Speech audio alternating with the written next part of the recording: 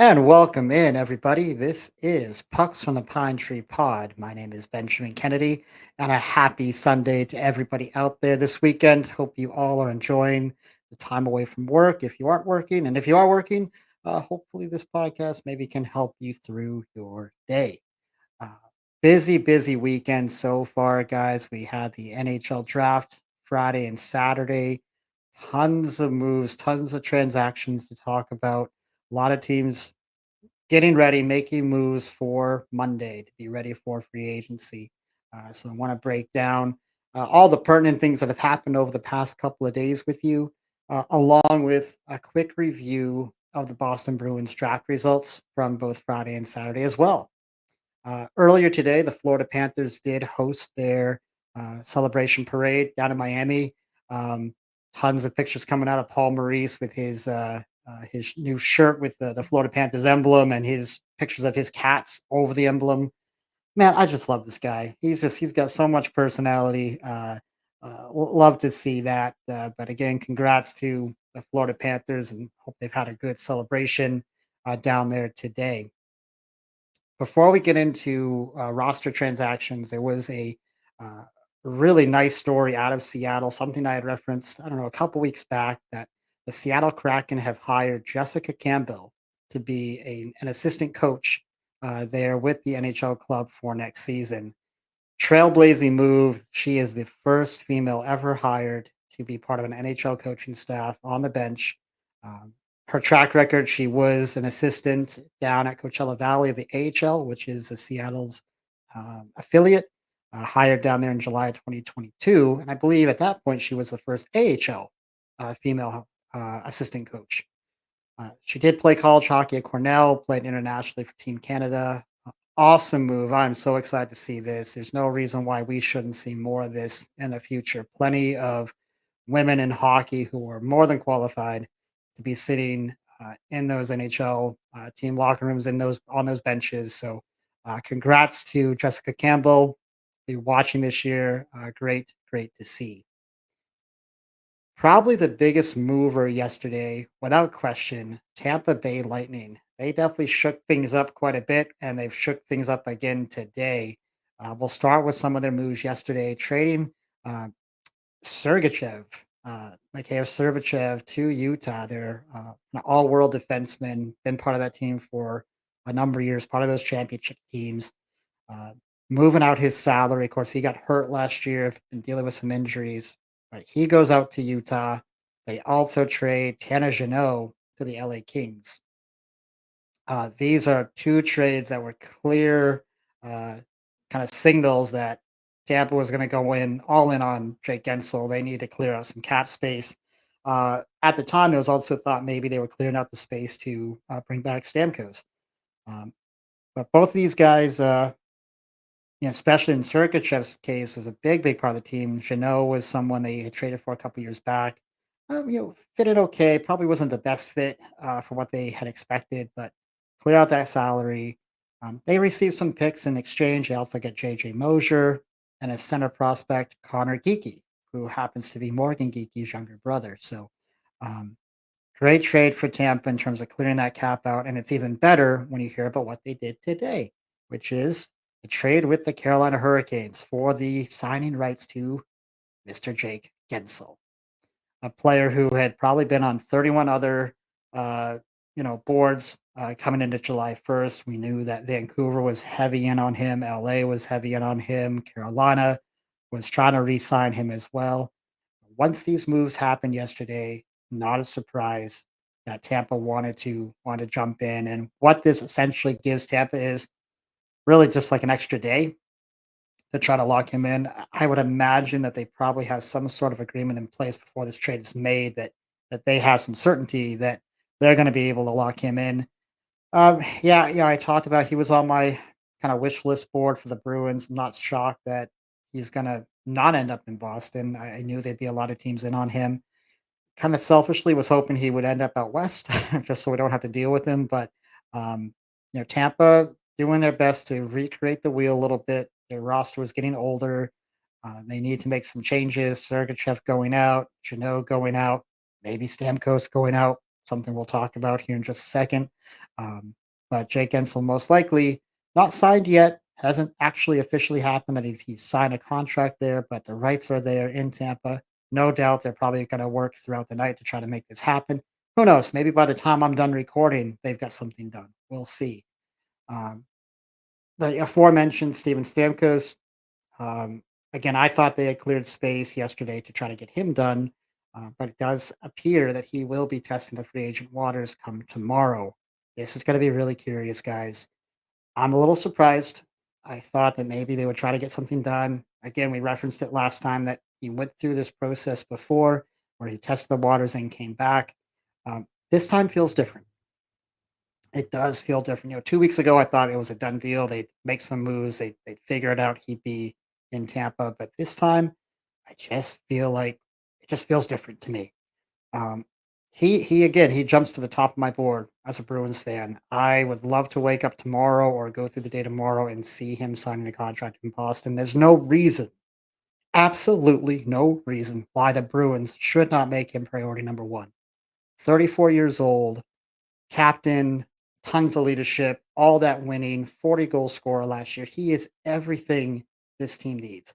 Sure, he's not 24, he's 34. So again, there's a ceiling here, but absolutely no reason why you shouldn't go in and throw him whatever contract is going to get him in here, whether it's, let's see, 34, so 4 or 5 year contract, knowing maybe that last year or two of that contract isn't going to look great, but you got the money. He's exactly what you need. Go get him. Sweeney, if you're listening, and I know you're not, go get him. Please, dear Lord, go sign this guy. It's going to be interesting. I can't wait to see what happens here. Um, but he is, again, for me, I put him a little bit above Lindholm in terms of priorities. Um, I guess if you get through the end of the day and you have one of those two guys locked up tomorrow, I can't be too unhappy about that. Utah also making other moves along with getting Sergachev. They did acquire defenseman John Marino from New Jersey. This is a team that was in desperate need of rebuilding that defensive core. These are two big veteran pieces to help that along with all those young forwards they have down there in Utah. Marino, 2 years ago was a really excellent fit in New Jersey, played really well. Last year struggled a little bit, was a little overused. Jersey had those injuries, Dougie Hamilton going out for the year. So didn't have a great year last year. Really nobody did in New Jersey. So good reset for Marino. I think he'll probably fit in quite well there in Utah. Going to the Devils as well, along with moving Marino, they also made a couple more moves, trading away Akira Schmid, their goaltender, and forward Alexander Holtz to Vegas for Paul Cotter, a 24-year-old centerman from Vegas, a good young player, played 76 games last year, 7 goals, 18 assists for 25 points. Was a good depth kind of centerman.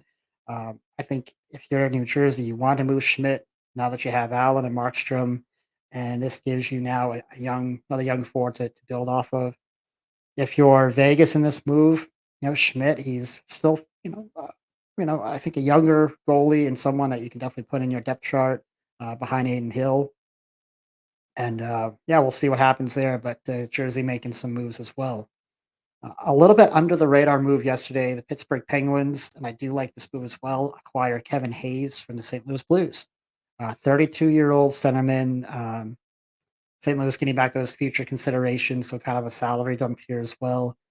But Hayes, 79 games last year, 13 goals, 16 assists for 29 points. St. Louis had kind of a sort of year, kind of an underwhelming year. And I think Hayes, probably not his best year for sure. Um, this move, doesn't make Pittsburgh younger. I think a lot of Pens fans, I'd be curious to hear from Pittsburgh fans. Um, they're kind of a little bit hamstrung with having Sidney Crosby and Malkin, some of these older guys there. I'm okay being hamstrung by Crosby, I guess, right? Top 5 player probably ever in the NHL. Um, but in getting Kevin Hayes, that tells you they are probably going to try to make another push for the playoffs next year, try to give Sid and his group another chance. Um, I'm not sure why you go out and get Kevin Hayes otherwise, but he's a good kind of middle of the pack center. He can play probably second or third line for you, responsible player. Um, Yeah, I think if you're trying to get back to the playoffs, if you're Pittsburgh, this is a good move. And I guess if it doesn't work and they're way out of playoffs, Hayes would probably be fairly easy to move at the deadline. You don't really give up anything for him. You take on the salary cap hit, and we go from there. Toronto Maple Leafs making some waves yesterday as well. Much like with Tampa, they acquired the signing rights yesterday to defenseman Chris Tanev from Dallas. Another player that was on my board. That's a wish list. So my wish list is, we're crossing some names out here. But this again gives Toronto a couple extra days to have those signing rights to try to get something done. As of recording, nothing has been signed yet. Um, Again, that could happen, today, tonight. I'm sure that the Leafs probably want to get this done before tomorrow hits. We'll see if they can do that. Toronto's been long rumored, and on Tanev, that's clear that they need some defensive help. Um, and I think they need more than this. I mean, I think this would be a good first step for Toronto. Um, I think they probably need one other big time defenseman out there, someplace to give them that grit, that physicality that they clearly have been needing when you look at their playoff results. Earlier today as well, they did re-sign Max Domi, forward to a 4-year, 3.75 million per season. Player they brought in a year ago, kind of a rough start, picked it up later. Um, yeah, played out pretty well in that Boston series. Actually, really did well in the face-off dot against the Bruins. Um, Small money there for again a good probably third, second or third line type forward center, has that grit and sandpaper that once again the Leafs need. And last rumor was that they are working on something with Tyler Bertuzzi as well to try to get something done there. So we'll see what happens there. Moving on to the Washington Capitals, landed Logan Thompson from Vegas. Apparently, word is that he was actually signing autographs in Vegas during the draft, for Golden Knight fans when the trade happened. So awkward. He goes off to Washington. I think a good get for the Capitals. They have the young Charlie Lindgren. Now they've got their goalie tandem set up, um, young enough to where you can, yeah, I think you can ride these guys here for the next few years and feel really fairly confident in that. So, um, good move for the Caps. And the Boston Bruins do make a move yesterday, and this will play into the draft board up here. But in the fourth round, they do move up 10 spots with the Minnesota Wild, trading Jacob Lauko and moving up those 10 spots to, I think it was pick 110.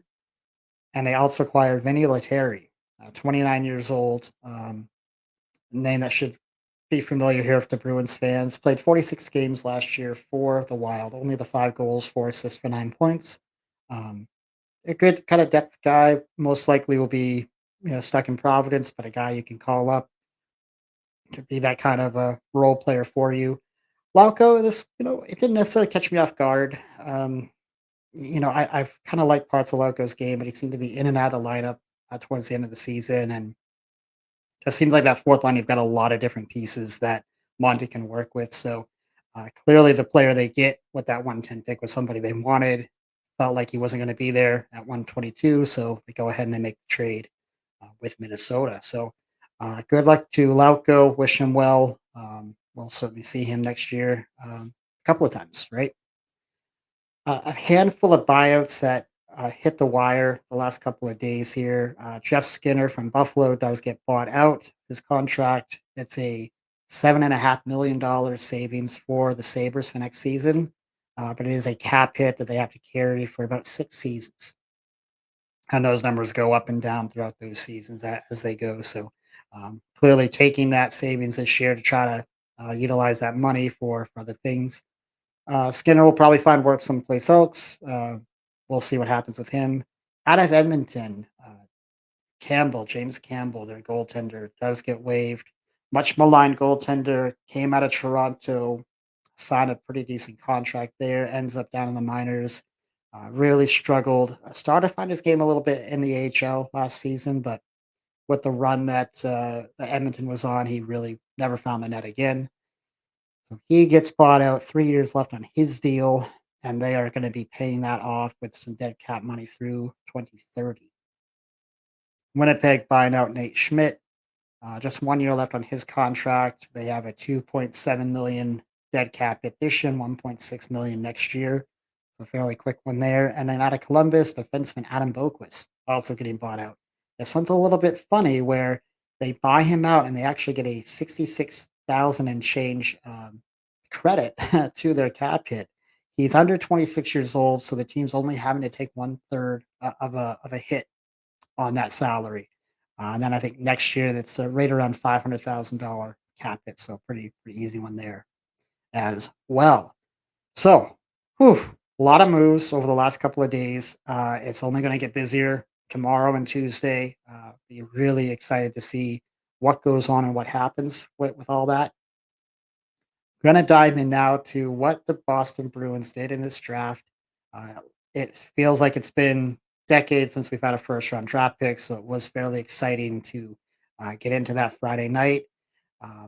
Couple names that maybe fell off the board right before the Bees had their pick, but they do end up in the first round, pick number 25, drafting Dean Latorno, a 6'7" centerman, 18 years old, heading to Boston College next season. This guy is raw.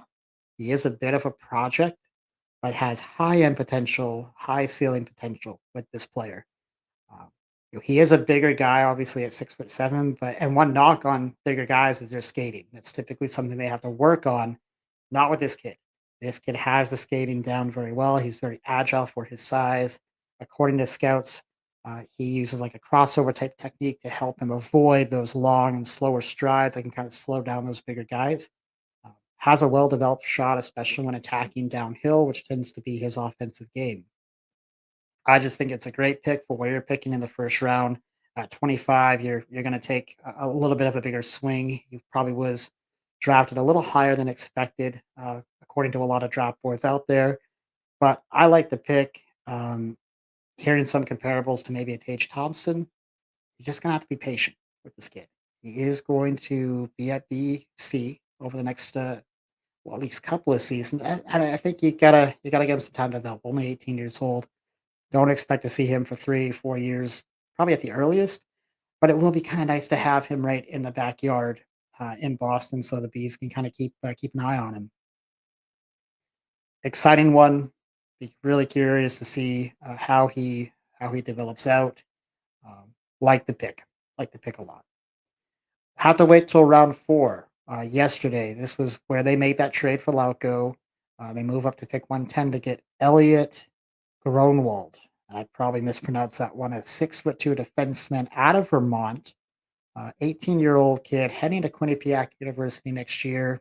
A little bit on the book on him. He's a left shot defenseman. According to the scouts, he's a mobile and physical defenseman, has a high pace, kind of aggressive, high motor type player, especially when he's playing off the puck as an off the puck defender. Not afraid to lock down the neck, not afraid to attack the passing lanes, kind of an aggressive type of kid. So again, be a little bit before you see him here in Boston, but heading off to Quinnipiac for next season. Round five, pick 154. The Bruins select Jonathan Morello, 6'2" centerman, 17 years old, still has 1 year to play in the USHL, and after that season, we'll be heading to Clarkson. Another centerman, kind of you're seeing a little bit of a theme here, a little bit bigger bodied kids, 6'2", 6'3", 6'7" type kids, and clearly drafting center position and defense, which are I think a couple of the biggest needs that this team has in their minor league system. And their last pick was in round six, pick 186, Loke Johansson, 6'3" defenseman out of Sweden. He's 214 pounds, 18 years old. Um, Not a lot known about this kid. I guess I'm sure the scouts have been over there, but you don't get a lot of footage for whatever reason out of Sweden right now. But known as a heavy and physical kind of a stay-at-home defensive defenseman. Um, Looks like he has some meat to his bones and not afraid to lay out hits. Something you really, of course, you need. As you see in the playoffs each year, you need guys like this long term. Left shot defenseman here as well. Again, probably be a little while before you see him if you see him. When you get drafted that late, there's no guarantee. But listen, I think overall, decent draft for the Bruins. That first round pick, we didn't know we would have that until the Allmark trade happened. So we really weren't expecting much out of this draft, first and foremost. Um, Looking at most rankings on the internet right now, most sites have the Bruins around a C to a C plus in terms of their ranking. They only had the one pick in the top 100, and it can be really hard to project some of these players that are those later round draft picks. Just you just don't have enough info on some of these kids, and they're so young, so raw. Uh, next 1 to 2 years might tell you, or 3 years may tell you a little bit more about how well the Beast did here. Um, I do think that these draft picks, though, they do fit into a certain style and identity that the Bruins have been trying to build in their minor league system, which is really essentially size, physicality, guys with high motors, and guys with speed, which really marries to what Neely and Sweeney talked about at the end of the season and things that they needed in this organization. And from the looks of it with these four players, I think they achieved that. So again, had to be patient. Don't expect any of these guys to be in Boston anytime soon. But I do think Latorno has real potential, and I think down the road, 5, 6 years down the road, he might look like an absolute steal at number 25. There was another player that the Bruins drafted at pick number 25 too. Can anybody guess who that was? I need the Jeopardy music right now. Do, do, do, do. David Pasternak was picked at pick 25. Certainly not going to put those expectations on this kid, but it can happen. We'll see. We'll see.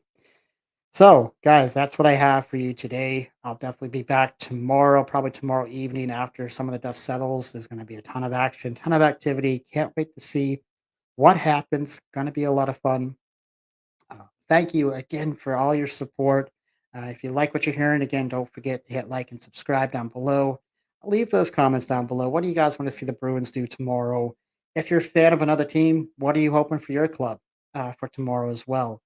Should be a lot of fun. I'll be here to cover all of it for you. So until then, be kind, show love, and God bless.